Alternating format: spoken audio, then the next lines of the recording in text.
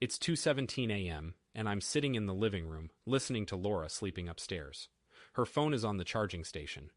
I look at it, thinking about how much more time she spends with that thing than she spends with me. Lately, it's been like I've been living alone, except for when we sleep together.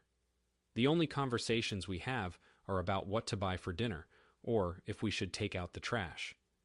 I've tried talking to her about it, but she just smiles in that infuriating way of hers, saying things like, "You know how it is? Work's been crazy," or "I haven't been feeling well, maybe I'm coming down with something."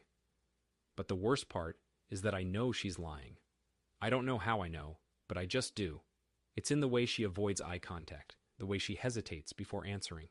And then there are the other clues, the ones that make me think she's having an affair. She's been staying late at work, but when she comes home, she smells like a different perfume.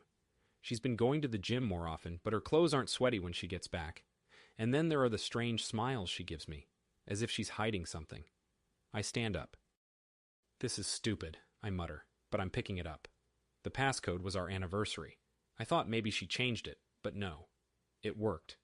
I opened her messages. The first name on the list was Nathan Reynolds. I didn't know him well, but he worked for a company that partnered with mine. 37 unread messages. Next was James Mitchell, our neighbor. 23 messages. Jesus Christ, I mutter under my breath. And then I see a name I recognize. It's Mark Sullivan. He's my best friend. We've known each other since childhood. 15 messages. The timestamps are spread out over the last several weeks, mostly after hours, but not all of them. I go back to the beginning and open up the messages from Nathan. The last one is from last night at 11:42 p.m. "Miss you already. Tomorrow can't come soon enough." I scroll up, looking through the messages. There are plans to meet up, texts of a sexual nature, photos. The next one is from James. It's more careful, but equally damning. There are references to things I wasn't there for, plans to meet up and have coffee. And then I look at Mark's messages. There's one from this morning. It was sent right before I got home from work. His messages are longer, more detailed, and show a long history of stolen moments. Alex can never know. We need to be more careful. The floor creaks above me. I freeze, listening. Laura is walking across the bedroom floor. I hear her footsteps stop, and then they continue, heading for the stairs. "Alex?" Her voice calls softly down the stairs. "Are you down there?" I should answer. I should do something instead of just standing here holding the evidence of my unraveling life. "Honey?" she calls again, sounding worried. "Yeah," I answer back, and I'm impressed by how calm I seem. Grabbing some water. I quickly and quietly went to the kitchen and filled up a glass with water, using the sound of the faucet to cover up the noise of me putting her phone back on the counter. She came out of the bedroom, wrapped in her silk robe. Her hair was messy, and she looked cute. I wondered how many other men had seen her like that. "You all right?" she asks, and I see her look at her phone, then at me. "Yeah, just couldn't sleep," I say, thinking about work. I take a drink of water I don't need. She hugs me and I can smell her hair. It smells like her shampoo, but also like another man. "Just come back to bed," she says. "In the morning. You can do it in the morning." I agreed and let her guide me to the stairs, not letting on how I took a step back from her, how I was already distancing myself from her. "I love you," she says on the stairs. I wonder how many people she's said it to recently. "I know," I say back. It's easier than lying. She goes back to sleep and I lay awake in bed, thinking about what to do. I had to find out where it was going, what this thing wanted, and how to stop it. After laying in bed for an hour or two, pretending to be asleep, I finally got up after my wife left for work. As soon as I heard her car driving away, I got up and went to the office, bringing my laptop with me. Laura left for work a few hours ago, and I've been sitting at my desk ever since, digging deeper into her lies with each passing minute. I've been looking at our bank account, scrutinizing every transaction, trying to find any inconsistencies that could prove my suspicions right. I'm trying to find out the truth. "Hey, you all right?" the text says. "Laura said you were sick." I look at the name. What did he say again? I think to myself. Oh, right, I have a stomach bug. Taking a personal day. "Do you need anything?" he asks. Too fast. The worry feels toxic now. "I'm okay, thank you." I check our phone records online. There are a lot of calls and texts, but I notice some of them are to Nathan's number, and James's number, and Mark's. "You're being paranoid," I say to myself. But the engineer in me knows that's not true. Data doesn't lie. People do. I opened Facebook and went to Laura's profile page. She had posted a picture of the four of us from a few weeks ago at a charity gala which I hadn't attended. I had been too busy with work at that time to go. I clicked on the photo and it opened up, showing Nathan and James on either side of her. Mark was at the other end, looking at her instead of the camera. My phone rang again. This time it was Laura. "You doing okay, babe?" I sighed. "A little. I might work from home today." "Should I pick up soup from your favorite spot? It must be close to where Nathan works." I go over the phone records again and see that she called him 20 minutes earlier. "Nah, just ordered takeout, man." 3 little dots appear on the screen, then disappear, then reappear. "Okay, don't work too hard. Love you." I don't respond to that and put the phone down. I see I have made a search for divorce lawyers in my browser history at 4 a.m. last night. I do a new search for divorce lawyers and start printing out all the necessary documents. Once I have everything I need, I put it all in a folder. My phone rings. "Alex Cole," I respond. "Alex, this is Jennifer from HR. Should I mark you down as taking a sick day?" I look down at the file in my hands. "Actually, I was wondering if I could take a few days off. I have a family issue I need to deal with." "Sure thing. Is everything all right?" "Yeah, something's come up," I say, trying to inject a bit of regularity in my voice. "I'll send the form through." I hung up the phone and sat back in my chair, staring up at the ceiling. A spider was crawling up in the corner, building a web.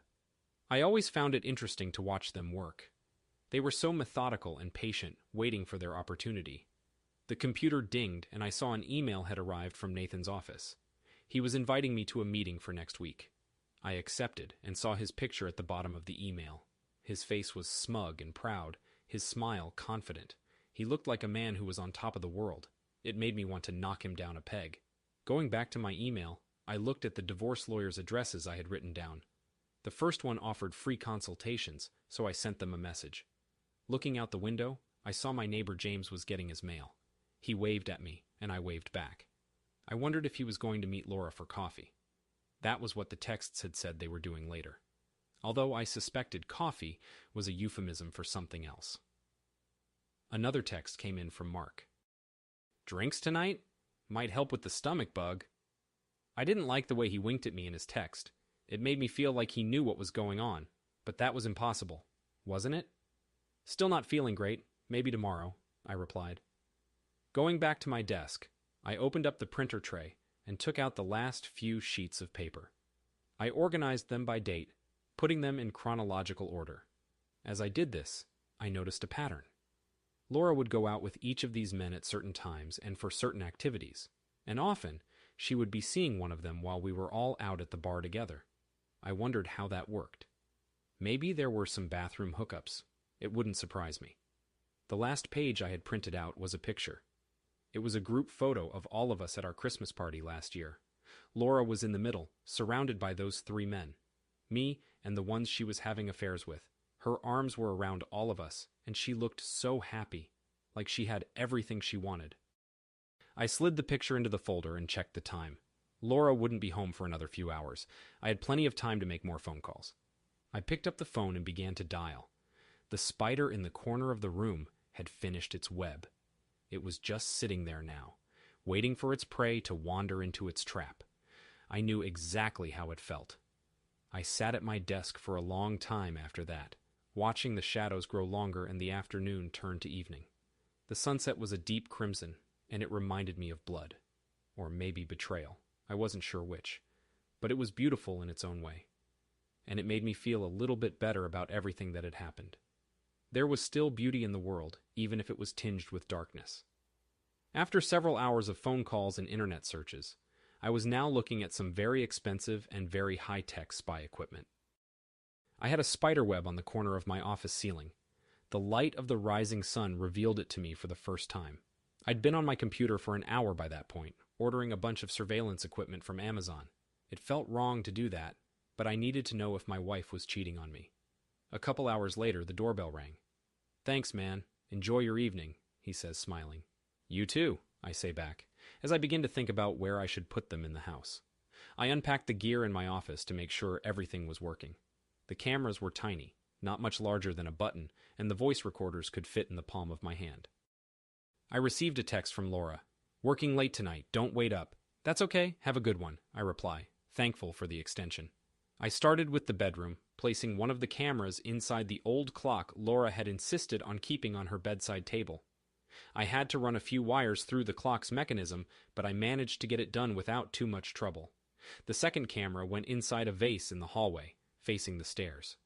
As I worked, I caught a glimpse of myself in the hallway mirror. I looked the same as always, but there was something different in my eyes, something cold and calculating. My phone buzzed again. It was Mark. "Heard Laura's working late. Want to grab that drink now?" "Not feeling too well," I answer back. What if he's with her right now? The living room is a bit trickier, but I managed to make it work. I plant one recorder behind the soundbar of the TV and another one in the plant by the window. The kitchen is even more complicated than the living room. I'm in the process of hiding a camera in the light fixture when I hear a car door slam outside. I peek out the window and see James getting home from his run. He stops by the mailbox, looking over at my house.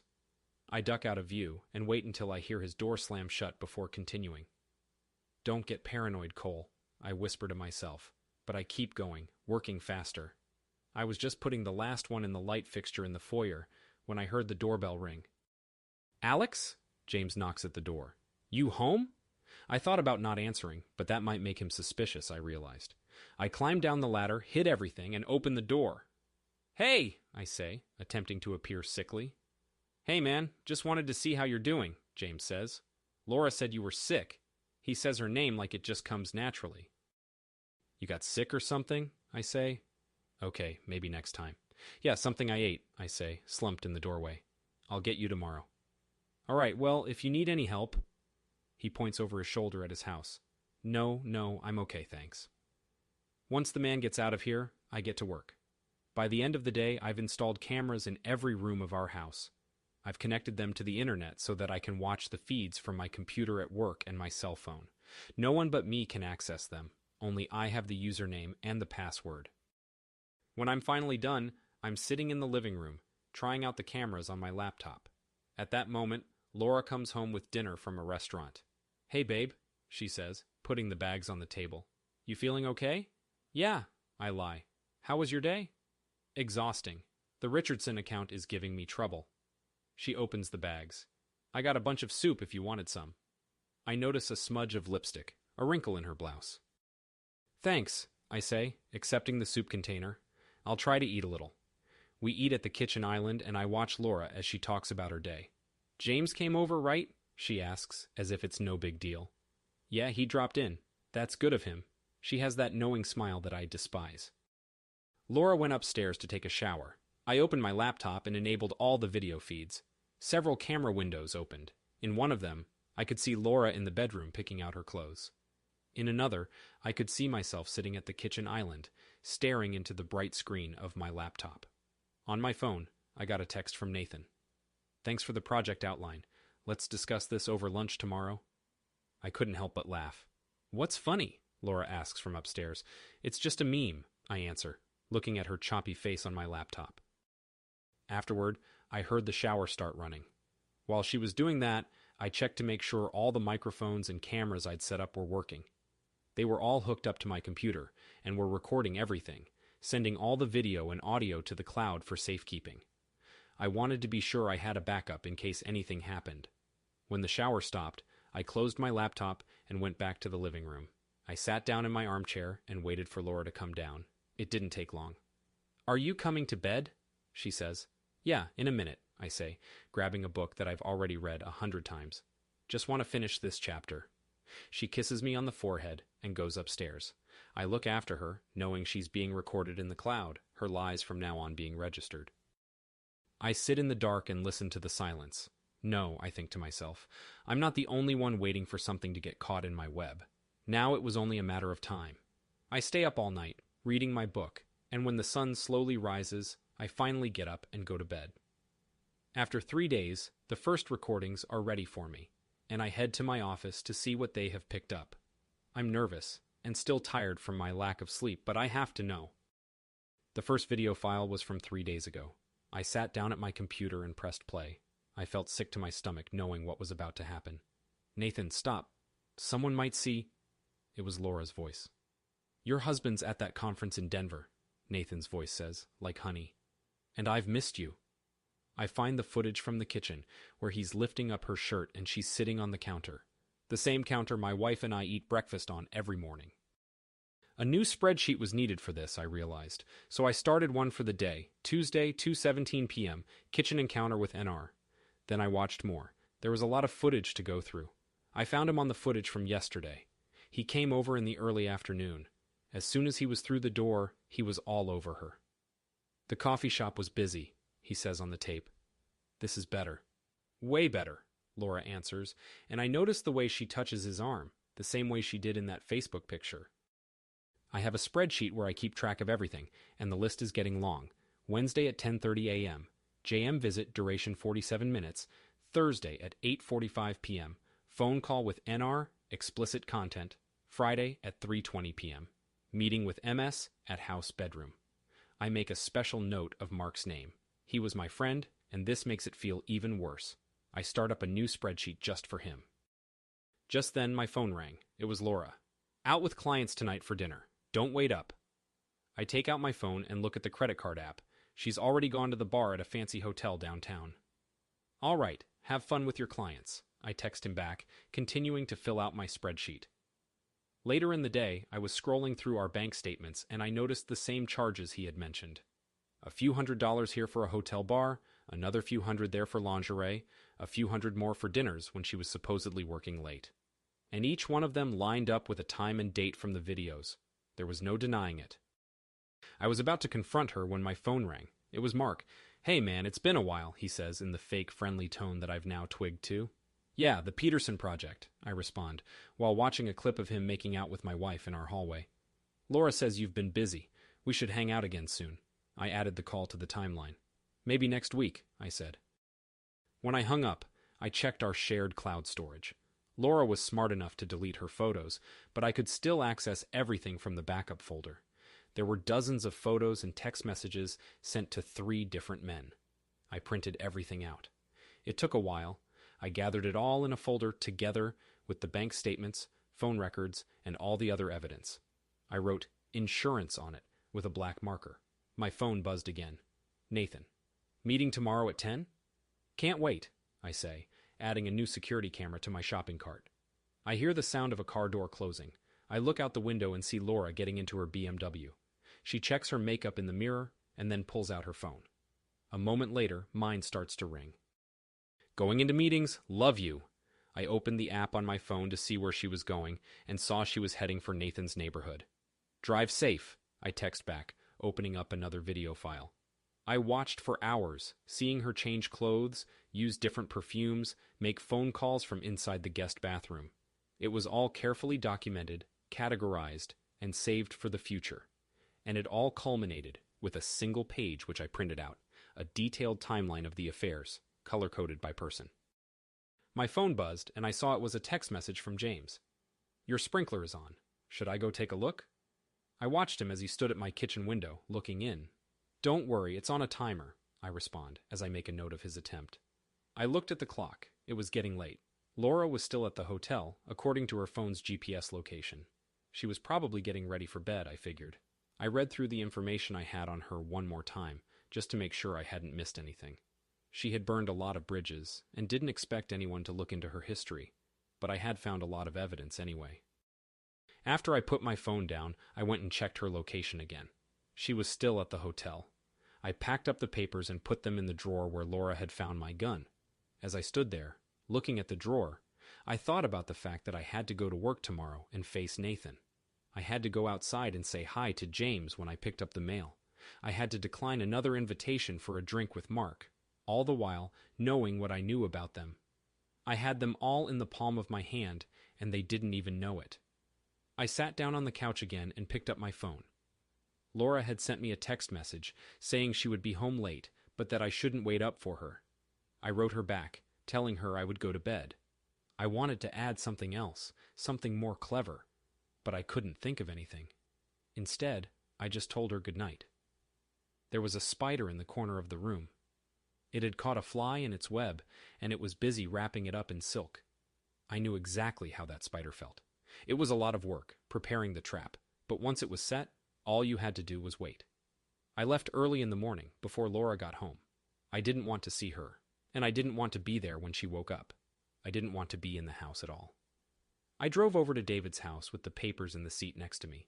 It was a long drive, and it gave me a lot of time to think. I wondered if I was doing the right thing, but I couldn't go on like this, keeping it to myself. I needed to tell someone. The morning light came in through the windows in David's kitchen as I sat down at the table, placing the manila folder down in front of me. I didn't open it just yet. Sarah put 3 mugs down on the counter, then poured coffee for each of us. "You're freaking us out, man," David says, standing by the fridge. My big brother. I've been able to count on him in the past, but this feels different. "Coffee first," I reply, waiting for the last bit to drip into the pot. Sarah poured 3 cups, adding cream to her own and David's, and leaving mine black. It felt strange to be doing this, knowing what I was about to say. "Sit down," I order them, pulling out one of their kitchen chairs. "Please." They exchange a brief glance before sitting down. The folder sits on the table between us. "Whatever it is," David begins, "we're here. Laura is cheating on me," I interject, not allowing him to finish. "She is cheating on me with Nathan from work, with James from next door, and with Mark." Silence. "Mark?" Sarah asks. "Our Mark? Your best friend Mark?" I open the folder on my desk. These are the credit card bills, hotel receipts, phone records, and everything else I found out over the last couple weeks. I placed a few photographs on the desk. David picked one up. "Jesus Christ, Alex. There's more," I say. "Much more." She reached over and touched my arm. "How long have you known?" "I found the first clues 3 weeks ago. I started documenting it 2 weeks ago. I installed the cameras last week." "Cameras?" David looks up, startled. "Alex, that's..." "Perfectly fine," I interrupt. "I looked it up. My house, my property." Sarah began going through the financial papers, analyzing them as if they were a patient's medical records. She quickly saw that this had been going on for a long time. 8 months that I can prove," I reply, drinking the coffee that's gone cold. "Maybe more." He stood up, pacing the kitchen. "I'll kill them, all of them, starting with Mark, that backstabbing son of a bee." "David," Sarah cuts in gently, but her hands have gripped her coffee mug a little tighter. "I want you guys to relax," I say, surprised at how composed I am. "I have a plan." "A plan?" David pauses in his tracks. "What kind of plan?" I pick up a paper, my consultation note from my divorce lawyer, and show it to her. "I'm preparing a case. The cameras are still up. I want this to be rock solid when I finally make a move." "Did you talk to her about it?" Sarah asks.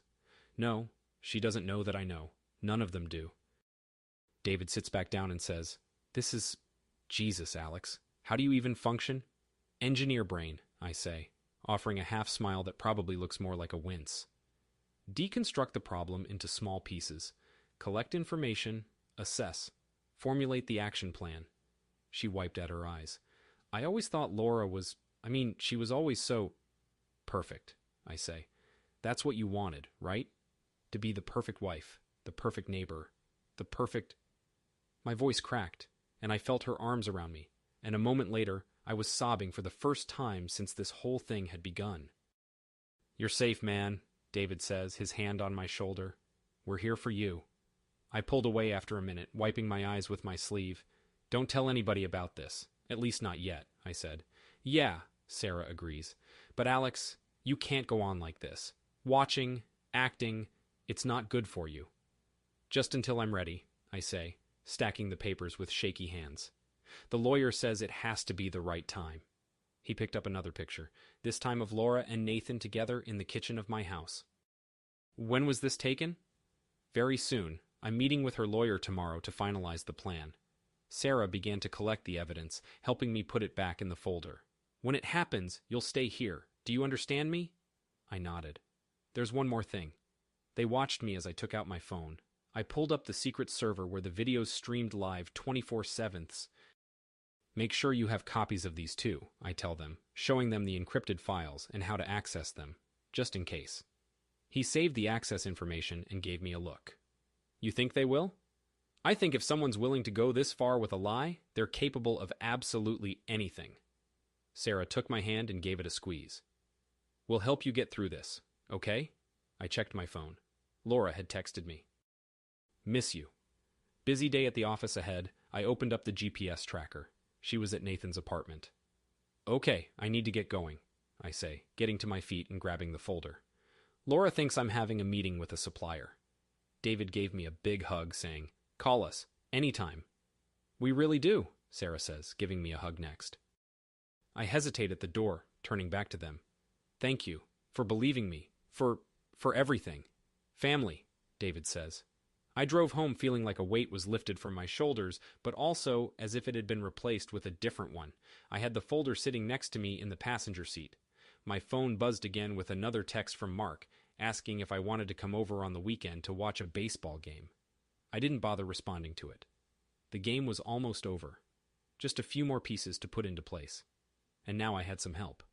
I pulled into my driveway and saw James looking at me from across the street, pretending to check his mail. I couldn't wait to find out what he had to say. It took me a few minutes to get back to my house and grab the folder. After that, I drove over to Jennifer and Mike's house. They lived in a different subdivision from us, a quieter one with older trees and less traffic. I wasn't looking forward to this conversation, but I had to have it. Laura had been friends with Jennifer and Mike, and I had to tell them what I knew. I had to get their perspective on everything, and to do that, I needed to show them what I had found. I pulled into their driveway and parked. I had the second folder in the passenger seat next to me, and I picked it up and got out of the car. It was identical to the one in the back seat which I had shown to David and Sarah. The sun was beginning to set in the west, shining through the living room windows of Jennifer and Mike's house. I had a yellow envelope sitting on the table in front of me, just like the one I had shown to David and Sarah earlier that day. "Okay, I have something to tell you guys," I say, trying to ignore the knots in my stomach. "But you have to promise me you won't tell anyone else." She looked worried now. I remembered she used to be close friends with Laura. They used to do yoga on Saturdays together, and she didn't know about all of this yet. "You're scaring me, Alex," she said. Mike put his beer down, and I could see his police detective instincts kicking in. He was as serious as a heart attack.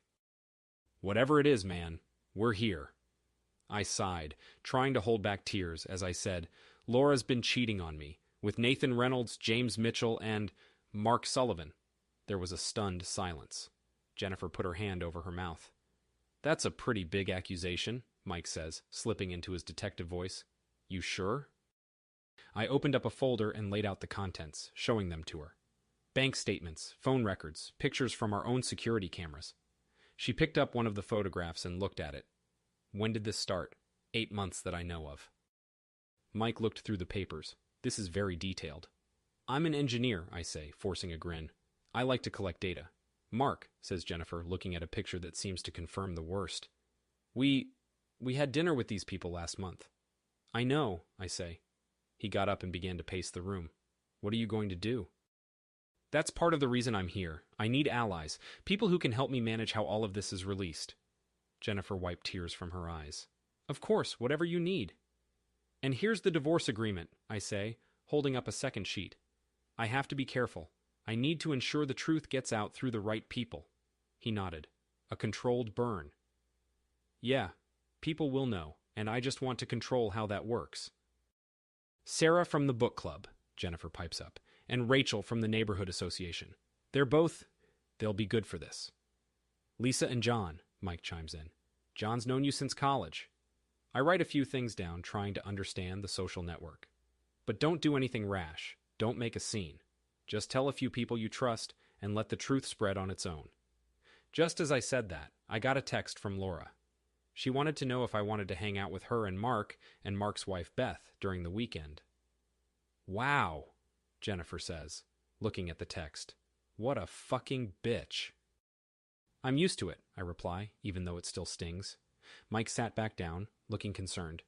"You've got a place to stay when it all comes out?" "David and Sarah's. They know." "And you'll always have a place here." "One more thing," I say, showing them the footage on my phone.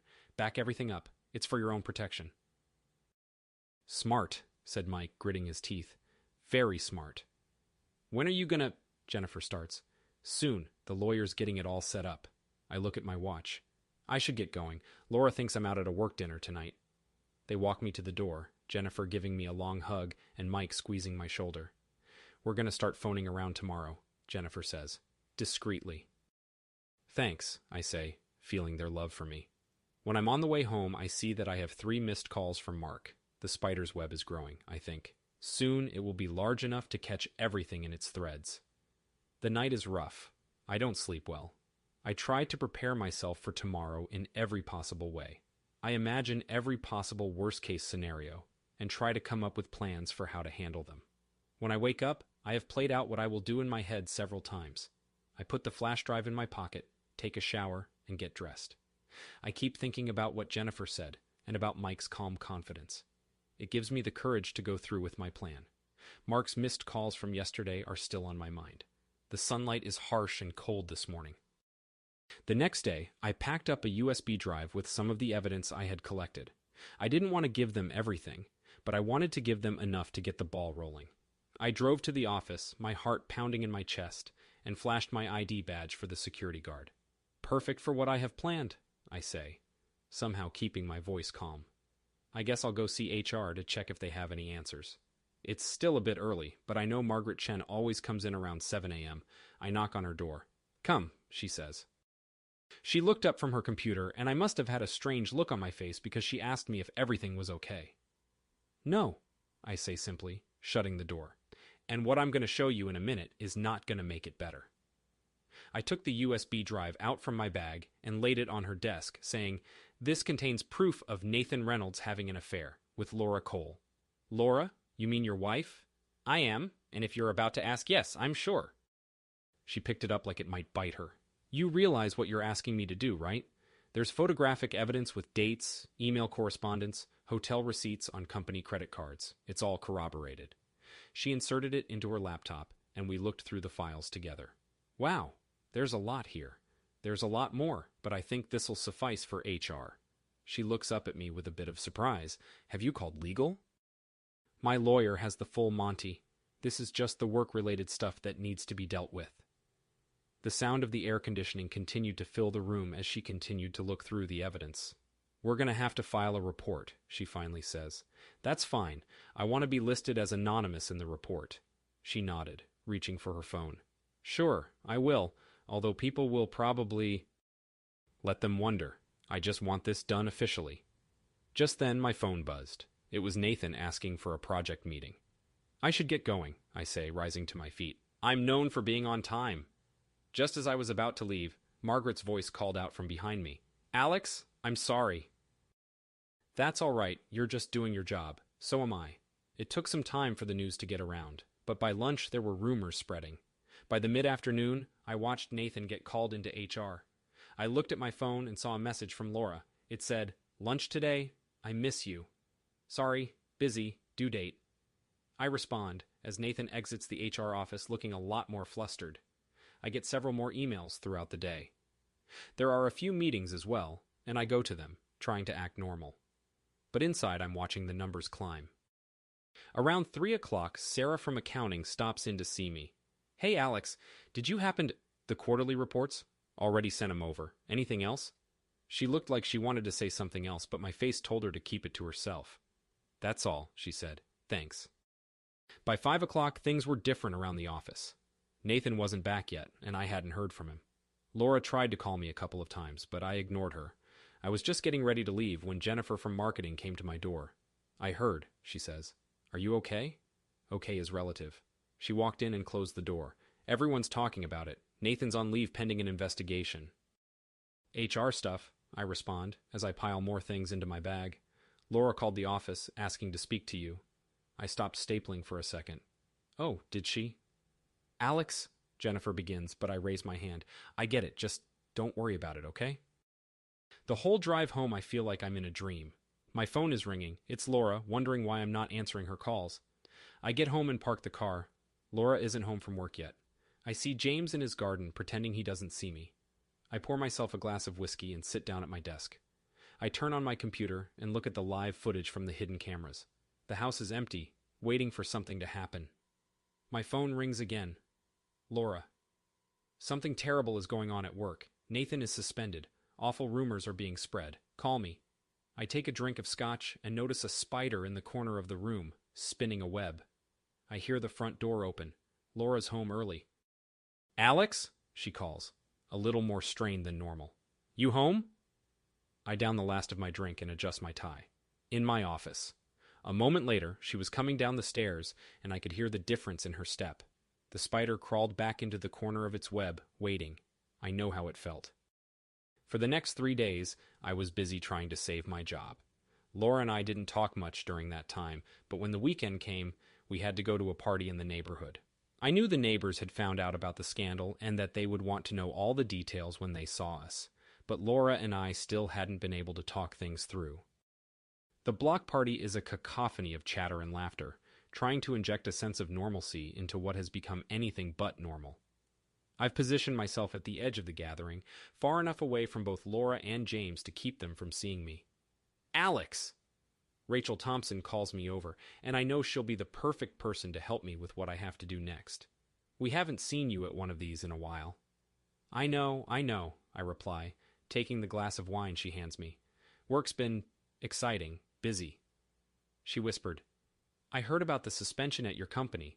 Wasn't it your department? I took a sip of my wine and said, Yes, that was unfortunate, but not surprising. Really? She asks, feigning surprise. Yeah, you never really know who you can trust, huh? I reply, glancing over at James, who's pouring Laura another drink. Rachel noticed my look and asked, What are you saying, Alex? Only that matters of the heart rarely remain hidden for long. I let the word affairs sink in, hoping she wouldn't think too much of my mistake. Affairs, she says, clutching her wine glass.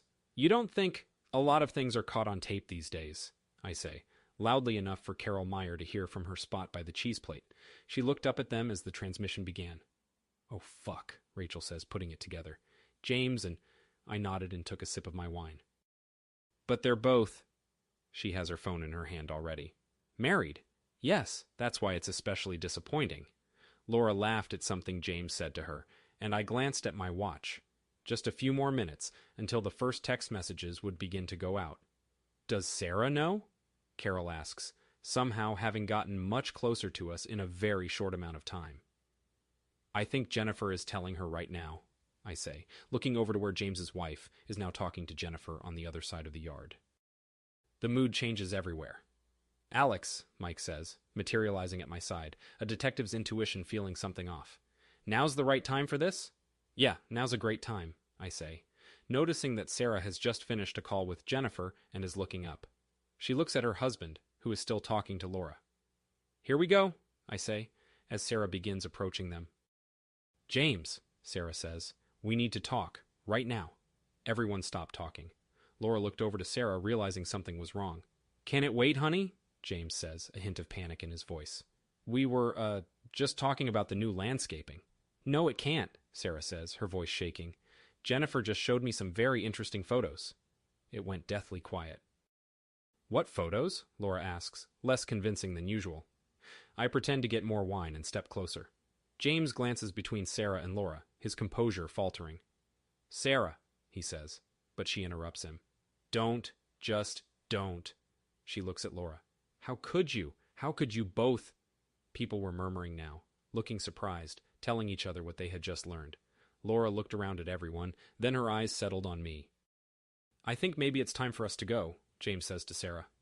Oh, we're going, Sarah replies, raising her voice, just not with each other. Laura set her glass down and stood up. I should... Yes, you should, Carol says, her voice icy as she backs away from him, leaving as much space between them as she can. More people moved out of her way as she walked out onto the street. James followed Sarah down the road back to their house. Right, Rachel says, breaking the silence. So that's what the morning jogs were all about. A few laughs. I downed the rest of my wine and watched Laura disappear into the night. Alex, Jennifer says, putting a hand on my shoulder. You want to stay at my place? You shouldn't be alone. Yeah, I respond, making sure I'm heard. I have to meet with my lawyer first thing, so I should probably read up. The pieces had fallen into place. I could see it in their eyes. They understood the connection between the suspension at work, the affair, and my calm demeanor. My phone vibrated in my pocket. It was Laura. "We need to talk, please." I didn't reply. Instead, I put the phone back in my jacket and said goodbye to my neighbors. They gave me a look of pity as I left. I didn't care. I had made sure to record everything that happened. I didn't know how to use it yet, but I wanted to be prepared. There was still one more thing that needed to be done before I could confront Laura. I had to make sure she knew that I wasn't going to let her get away with this. I went home and sat down in my office. I looked out the window and saw Laura's car pulling into the driveway. She got out of the car and walked up to the front door. I watched her for a moment before I turned away. One thread down, I thought. 2 more to go. 3 days later. I've been waiting for this day ever since I found out about the affair. I was lucky that the opportunity came this soon. I've arranged things so that everyone in my family will be present. I want them to see the look on Laura's face when I confront her. I want them to see the shock and the fear. I've also made sure that Mark will be at the dinner table so that I can confront him as well. I want to see his reaction when he realizes that I know everything. Laura has been trying to talk to me ever since that night at the block party, but I've ignored her. I didn't want to say anything until I had everything planned out. As I drive to my parents' house, I can't help but feel a sense of satisfaction. I know that I'm going to get my revenge, and I can't wait to see how it all turns out. I'm going to make sure that Laura and Mark never forget this day. It was Sunday evening, and I was sitting at the dining room table with my family in my parents' house. Laura was next to me, and Mark was across from us. "The roast is delicious, Ellen," Laura says to my mom, though I can hear the faintest hint of artifice in her delivery. "Thank you, sweetie," my mom replies. She's on to me. Moms always know when something's up. My dad cleared his throat in the awkward silence and said, "Mark, how's that new project of yours coming along?" "It's, going well," Mark replies, a little awkwardly. "We're ahead of schedule, actually." I take a sip of wine, recalling the video from Tuesday afternoon when he was meant to be at that project site. The final USB drive in my pocket weighs heavily on my mind. "Actually, that reminds me," I said, putting my glass back down. "I've been working on a project of my own." Laura stopped eating and looked at me. I recognized that way of speaking. "Oh?" my sister Rachel asks, already leaning forward in her seat at the change in tone. "Yes, it's a sort of study of human behavior." I pull out the drive from my jacket. "Does anyone want to watch?" The grip on Mark's knife tightened. "Alex," Laura says, "maybe this isn't the right time." "No, it's the perfect time." I plug the drive into the digital photo frame on the side table, the one my mom uses to display family pictures. "I have a little presentation for you." The first photo showed Mark coming into the house. "That's funny," I continue conversationally, "because I could have sworn you were at that project site that day, Mark." The room went silent. Rachel covered her mouth with her hand. "What is this?" Dad asks, but it sounds like he knows. The next image appears. Laura greeting Mark at our door, dressed in much less than she is now. "Alex, don't," Laura begs. "It's amazing what you start to notice once you pay attention," I say, clicking through the photos one by one. Thursday afternoons, Monday mornings, the occasional Sunday night, when Beth thinks you're at the gym. Isn't that right, Mark? "Beth isn't here tonight. I planned it that way." "Jesus Christ," Rachel says. "How long?" Mom asks. 8 months, at a minimum, but I think it's been longer. Mark stood up from the table, saying, "I can explain." "Can you?" I turned to face him fully. "Can you explain why my best friend since childhood decided to sleep with my wife? I'd love to hear that explanation." We didn't mean," Laura starts. "To get caught?" I finish for her. "No, I suppose you didn't. Just like you didn't mean to get caught with Nathan, or James." Everyone gasped at the revelation. "Nathan and James?" Rachel shrieks. "Makes sense why I was suspended from work now, doesn't it?" I say to Dad, who is sitting blank-faced at the head of the table. Laura stood up, knocking over her chair. "I need to go outside." "Be my guest," I tell them. "But for the record, the security cameras are on at the house, if you were looking to take anything." "Alex," Mark says, approaching me with his hands up. "We can work through this." "As brothers?" I say softly. "Isn't that what you said we were at my wedding, when you were my best man?" The photo changed, showing Mark and Laura in my bed at 3:17 p.m. that same day. My mom got up from her seat. "I think you two should go." "Ellen?"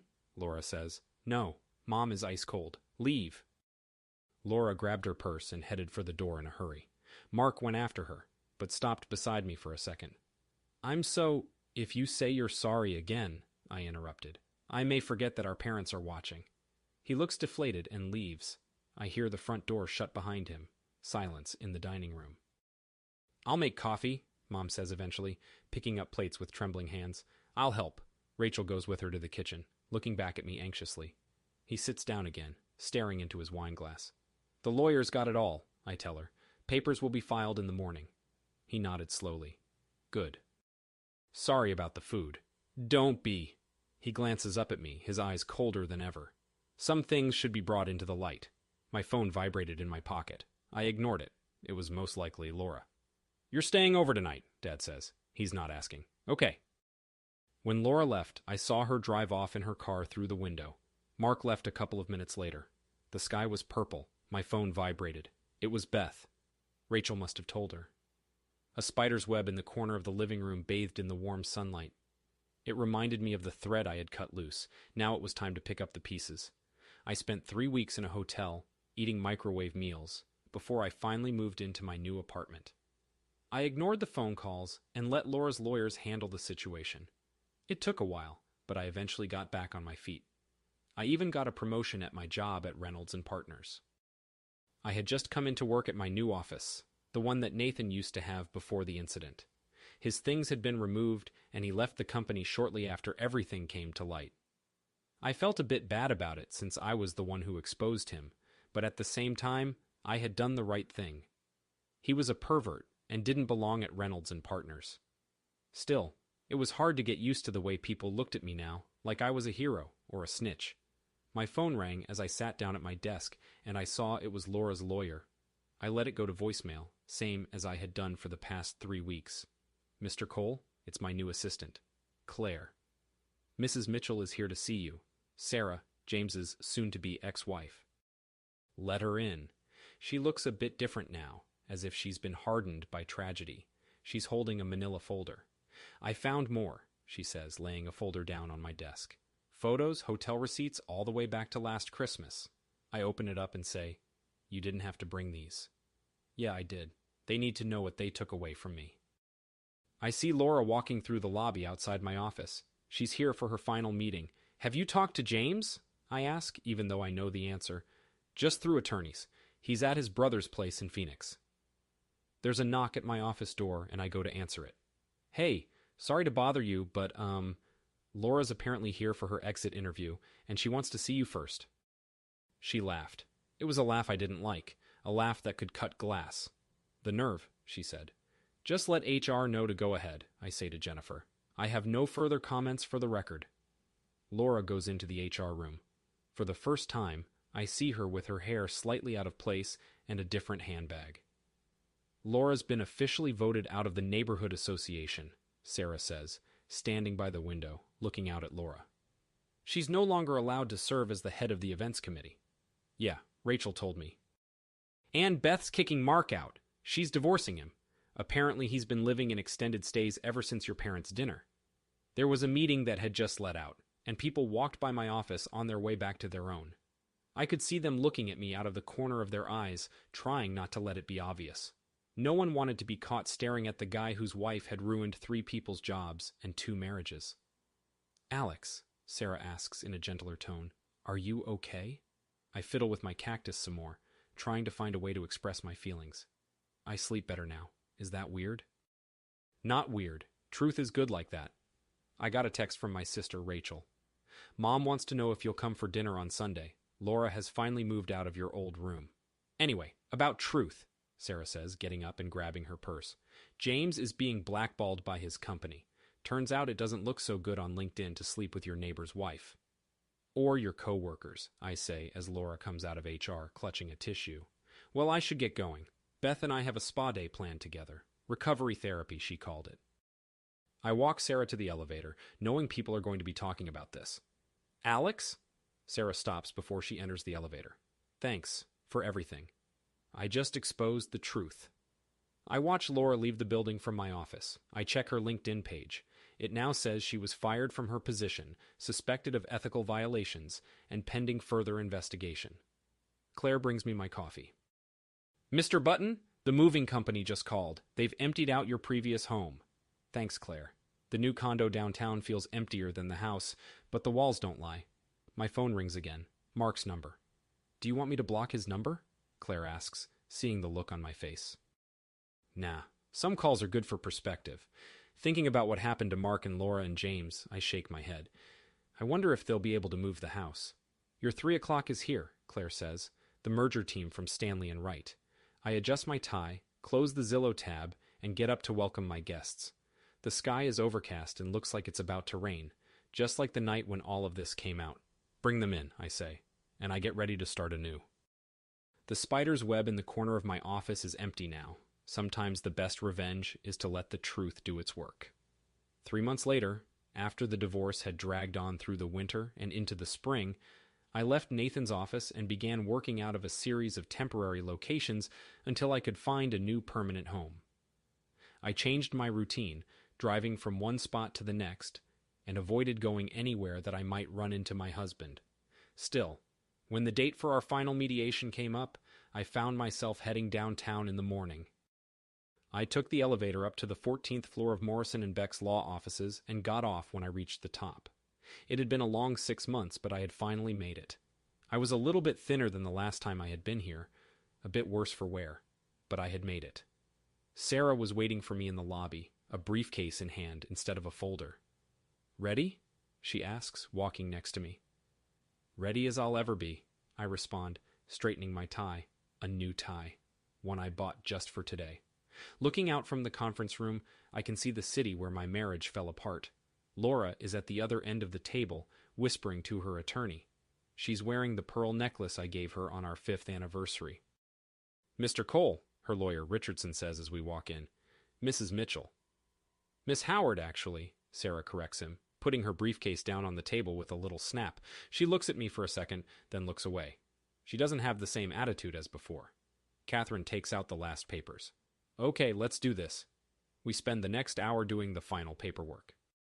To be precise, Catherine continues, the condo downtown goes to Mr. Cole, as well as his full pension and investment portfolio. And for Mrs. Cole, Miss Warner, Laura says softly, almost like she's relearning her name.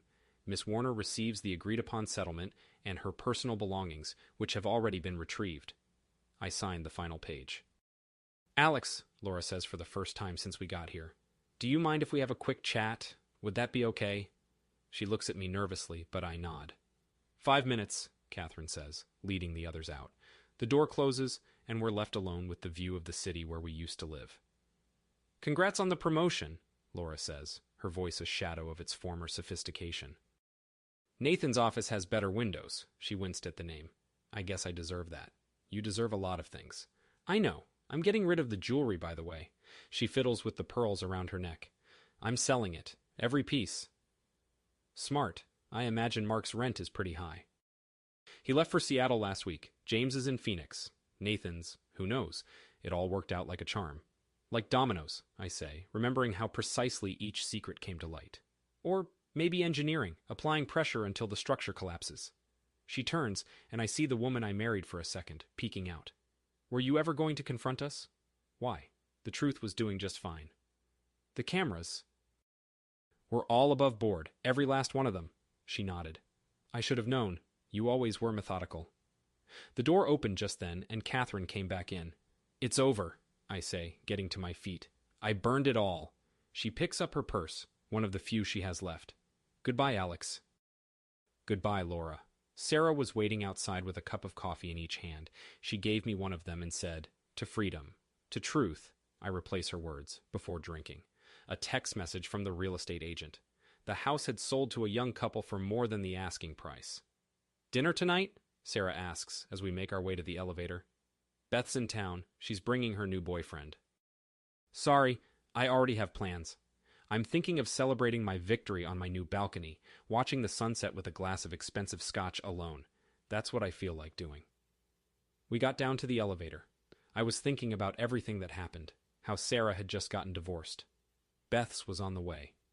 3 marriages destroyed due to one man's lies, but at least we had each other now. Alex, Sarah asks as we get to the lobby, are you happy? I think about that as we exit the building. I think I'm okay, I say at last. and I realize I mean it. We part ways on the corner, Sarah going to her new office, me to the park where I used to meet Mark for lunch. The trees have turned golden, their leaves carpeting the path where so many betrayals were planned. I find a bench and sit, watching people pass by, each carrying their own secrets, their own stories. My phone remains silent, no more desperate messages or legal updates needed. The afternoon light catches something in the corner of my eye. A spider's web strung between two branches, empty now but perfect in its geometry. I watch it wave gently in the breeze, remembering another web in another office, and smile. From my jacket pocket, I remove the last remnant of my old life, my wedding ring. It catches the light as I study it one final time before dropping it into the donation box by the park entrance. The soft clink as it falls sounds like the period at the end of a very long sentence. I walk on, leaving the past behind with each step. All right, everyone's presentations are done, Nick, the manager, said as he tried to move the discussion forward. Excuse me, I haven't. I recently found out something. Nick interrupted me and began to speak. There's apparently someone in this department who didn't graduate high school and is just a part-timer. Meetings should be for employees only. Absolutely right. His lackey, Mike, of course, agreed with Nick. I'm leaving. After leaving the meeting room, I started to shut down my computer. I noticed that an email had arrived, not in my personal inbox, but in the company's shared email. Thinking, there's no point in speaking up, no one will listen, I went home quietly. The next day, I heard a commotion from Nick's desk. He was staring at his computer screen, his face pale. Nick? Is something wrong? Mike looked at the screen with him. And he turned even paler than Nick. Why is he so angry? Knowing the reason for Mike's distress, I thought to myself, serves them right. My name is Adam. My mother passed away when I was in the 9th grade, and I was raised by my father. Well, you could hardly call it being raised. After my mother passed, my father changed. He drowned his sorrows in alcohol, and though he still went to work, he squandered our living expenses on horse racing. Because of that, I had to start working part-time as soon as I entered high school. Every month, I went to the convenience store with bills in hand that couldn't be auto-deducted from my father's account. Even though I endured it because I didn't want to be alone, I reached my limit in my second year of high school and dropped out. I found a live-in job at a distant inn.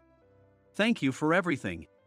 The day I left home, my father, still staring at the TV, spoke. Take care. That was our last conversation. Back then, 18 wasn't the age of majority, so I needed my father's permission to work, and I couldn't hide my place of employment. Yet, my father never visited me even once. I kept working just to survive, and before I knew it, I was 42. Years of hard work paid off, and I was transferred to the headquarters. I was thrilled to be recognized by the company, as I thought I'd be working in the field until retirement due to my lack of formal education. Listen up. Our work can change the future of our employees. Don't drag us down. On my first day after the transfer, Nick, dressed in an expensive suit, spoke sternly. There was a reason for this. Our inn was located in a prominent tourist destination, known so well that everyone in the state could sing its commercial jingle. At its peak, we had 5 locations within the state. But that was long ago. Due to financial difficulties and aging facilities, only the place where I had worked for many years and the original establishment remained. I was prepared to lose my job anytime, but now there was a glimmer of hope. With the rise of social media, the tourist area where the inn was located started gaining attention again. Depending on how hard the sales department, where I was transferred, worked, we could either thrive or be forced to give up this prime location to the new hotel chains continuously popping up. For Nick, who had switched careers from another industry to strengthen our sales, this was a battle he couldn't afford to lose. I understood why he had to be strict. I will do my best. Nick sneered at my enthusiastic declaration. Did you not hear what I said? I'm sorry. I thought I was listening carefully. Out of habit from years of customer service, I apologized reflexively, though I had no idea what had offended him. Someone was watching me with a smirk. In this department, there are those who are expected to excel and those who have been shoved here because they have nowhere else to go. You are the latter. It was Mike, the section chief. He's 7 years younger, at 35.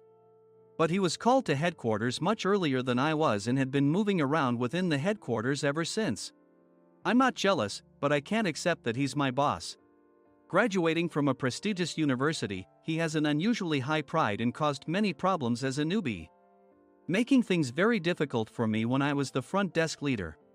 When I found out Mike was transferred to the sales department a month before me, I was disheartened. Mike is right. With just a middle school diploma, there's not much you can do. Don't even think about achieving results. As if I didn't exist, Nick remarked, I'm thirsty. Mike eagerly ran to the coffee maker. It seems Mike is Nick's lackey. I regretted being happy about my transfer to headquarters, wishing I had stayed on site forever. Send a direct mail to every company on this list by the end of the day. Nick only assigned me tasks that even a new graduate could handle. What? There are over 1,000 companies. You want me to send to all of them by today? Yes, if you and your fellow misfits split the work, even those with nowhere else to go should finish by today. I glanced at the employees typing away expressionlessly. They were worn out from customer service, only thinking about leaving on time, or were women reassigned after having children, with zero motivation for work. Even Sam, a new graduate from the same university as Mike, who was supposed to be among the expected achievers, had no enthusiasm for the job, having joined the company wanting to do customer service. I don't care what they say, I plan to quit anytime, he said. Only Nick and Mike were highly motivated, making all the decisions between the two of them. I originally only wanted to work at the inn to survive and had no particular attachment to this job. I swallowed my words, thinking I had no right to reprimand them. About a month after the transfer, Nick told us with a frustrated look. To commemorate the 50th anniversary, we've decided to create a plan exclusive for one group per day. Originally, Mike and I were supposed to come up with it, but our president, Mr. Thompson, insists on hearing everyone's opinions. So, you all get a chance. As Nick explained, Mike began handing out prints. Make sure not to embarrass Nick. If your ideas are half-baked, you'll have to redo them. It seemed that they had printed his handwritten notes by Mr. Thompson, which included several questions and a section for free responses. It made sense why Nick had to seek our input, given that all responses had to be submitted to Mr. Thompson. We were given a week to think about it, and a meeting was scheduled to compile our ideas. My plan is to let guests enjoy both the old and modern America. Nick began the presentations. Guests would watch a master confectioner at a nearby traditional sweet shop make sweets in front of them. The welcome drink would be premium tea in a bottle. Nick's plan was certainly attractive. After his presentation, Nick called on us to present in the order we were seated. Just as I stood up for my turn. All right, everyone's presentations are done. Excuse me, I haven't. I recently found out something. Nick interrupted me. There's someone in this department who didn't graduate high school and is just a part-timer. He was likely talking about me. I joined the company as a part-timer and was made a full-time employee when I turned 20. That was 20 years ago, so Nick and Mike probably had no chance to know until recently. Meetings should be for employees only. Absolutely right. After that, Nick kept creating opportunities to solicit everyone's opinions, purposefully excluding me from speaking.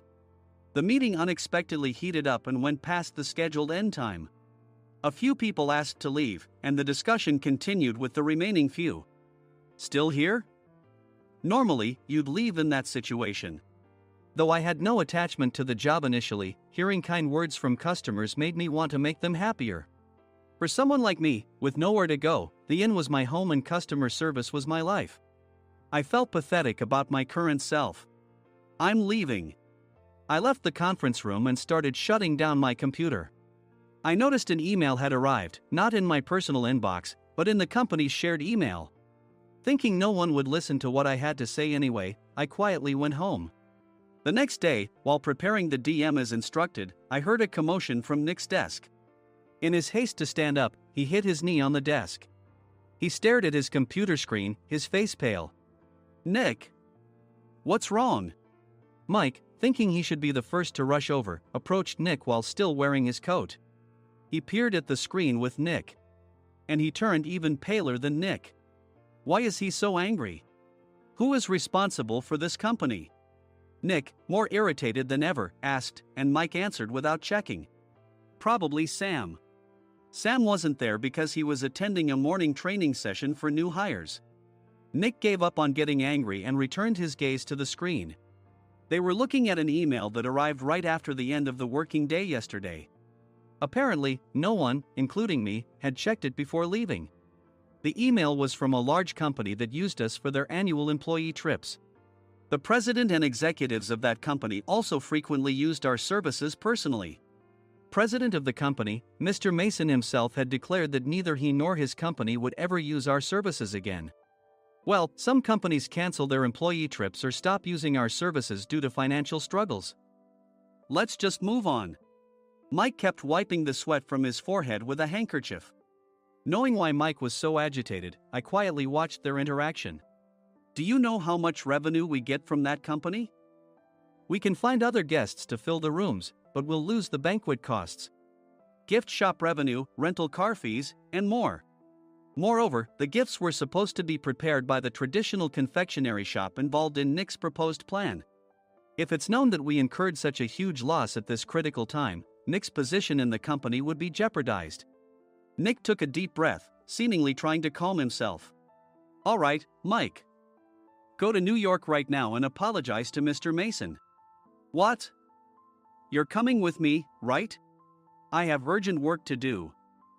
I trust you, which is why I'm entrusting this to you. Please. Mike, believing Nick's sincerity, agreed with a determined look on his face, saying, yes. That's Nick for you. Even if Mike went to apologize, Nick would shift all the blame onto him if the client didn't change their mind. Well, it was Mike's fault to begin with, so it served him right. About 3 hours later, Sam answered a call from somewhere and repeatedly apologized, saying, I'm very sorry. Everyone watched to see what was happening. After ending the call, he informed Nick with a weary tone.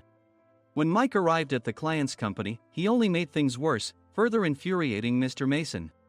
He was demanding, get his boss here immediately. It was no wonder Sam was exhausted, dealing with such a call right after returning from training. What is that idiot doing? All right, Adam, you're coming with me. If sacrificing Mike didn't work, then I must be next. Normally, I'd want to refuse at all costs, but I saw an opportunity in this situation. If I can be of assistance, I'd be happy to join you. I obediently followed Nick, and we flew to New York. When we introduced ourselves at the reception, it became clear how serious the situation was, as the receptionist personally escorted us to the president's office. Angry voices leaked through the door, making both Nick and me uneasy. Excuse me. I'm Nick, the supervisor. I understand my subordinate has caused you trouble, and I deeply apologize. Nick, with his experience in the corporate world, knew enough to offer an apology before excuses. However, his customer service skills left much to be desired. I sighed as I saw Mike trembling like a small dog in the corner of the room. What kind of training are you giving your subordinates? Mr. Mason glared at Nick with a red face. The intensity of his gaze made even Nick take a step back. Regrettably, I joined this company only 2 years ago and was unaware of Mike's issues. I should have identified his shortcomings sooner. Indeed. I should have realized sooner. No sensible person would come to apologize and then give a lengthy presentation on the drawbacks of not using their IN. Nick froze, his mouth slightly open. Suspecting the worst, I picked up the documents that had fallen to the floor. It seemed Mike hastily prepared these documents on the plane, listing the disadvantages. Disadvantage 1: if you change the venue for the company trip, employees might suspect it's for cost-cutting reasons, leading to a negative impression. Reading it aloud half-jokingly, Nick snatched the papers from my hand and checked the contents with a furious expression. Among the stack of documents was a receipt from a nearby convenience store's copy machine. I felt a pang of dread, hoping he hadn't shown the receipt as well. What do you think he said when I asked what kind of nerve he had to do this? I'm very sorry. Faced with the dire situation, Nick must have thought there was nothing left to do but apologize.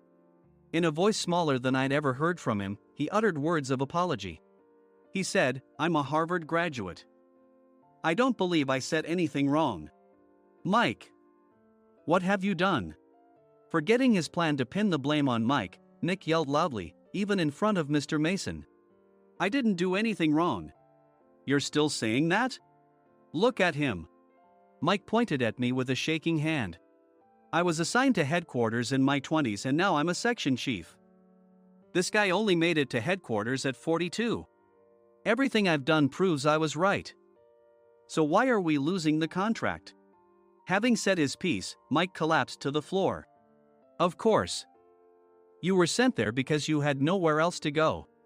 Mike never expected to hear such words from someone he looked down upon. He lunged at me, and Nick hurriedly stepped in to stop him. "Mr. Thompson told me Mike is a quick thinker, and to take good care of him." There's no way he was pushed aside. "Don't make things worse here." "He didn't say quick thinker, he said only quick-witted, didn't he?" I don't remember that part." I recalled the many troubles Mike caused when he was a newbie. When Mike was on the front line, his pride was so high that he never apologized to customers. Customer service, especially in our job, doesn't work alone. It brings both good and bad situations. If the front staff or housekeepers made mistakes, or the cleaning company didn't properly clean a room, one had to apologize to the customers regardless of personal fault. Mike, in such situations, would never apologize, insisting he wasn't at fault. This often angered customers, and as the front desk leader, I frequently had to apologize on his behalf. He caused complaints and disrupted operations, which is why he was quickly moved to headquarters. In departments where he didn't interact directly with customers, his quick thinking was beneficial and things went well. But it seemed his flaws were starting to show. Corporate reservations are supposed to be entered into the system by the sales representative. But a quick check yesterday revealed that more than 10 items were missing from the client's reservation. The handover document clearly stated what needed to be prepared. Why didn't you enter it into the system?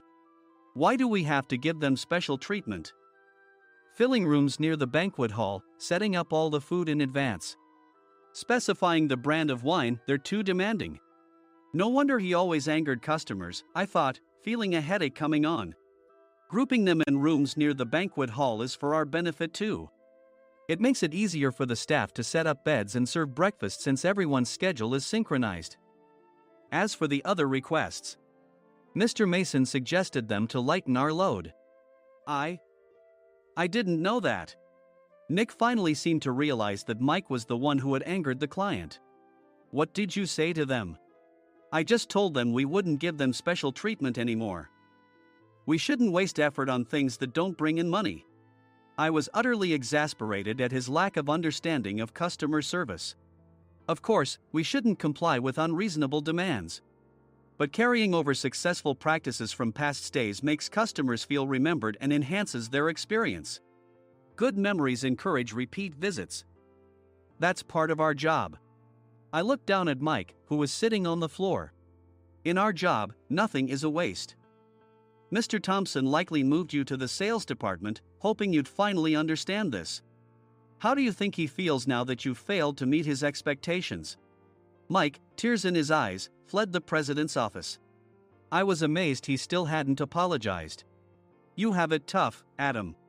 It's okay, we're all employees of the same company. I deeply apologize for this disrespectful incident. Especially after all the care you've shown us. If it weren't for you, Adam, I really would have stopped staying here. When I heard you were moving to the sales department, I was willing to reconsider if you handled it. Seeing us talk so amicably, Nick's face contorted. Do you two know each other? Adam's service is excellent. I always requested him specifically. Normally, we don't accept specific staff requests, but we made an exception for Mr. Mason, adjusting my shifts accordingly. He had personally stayed at our hotel just before my transfer, and during casual conversation, I mentioned, I'm moving to the sales department soon. If I hadn't told him then, things could have been much worse. Please continue to take care of us. I look forward to it. On the return flight, Nick awkwardly offered me a can of beer. It's still working hours. Of course, I had no intention of forgiving him for a single beer. Nick might try to pin everything on Mike and avoid any consequences. While pondering this, a startling fact came to light. Nick, the tea bottles for the plan have arrived. I handed Nick a bottle labeled with our IN's name. They look good.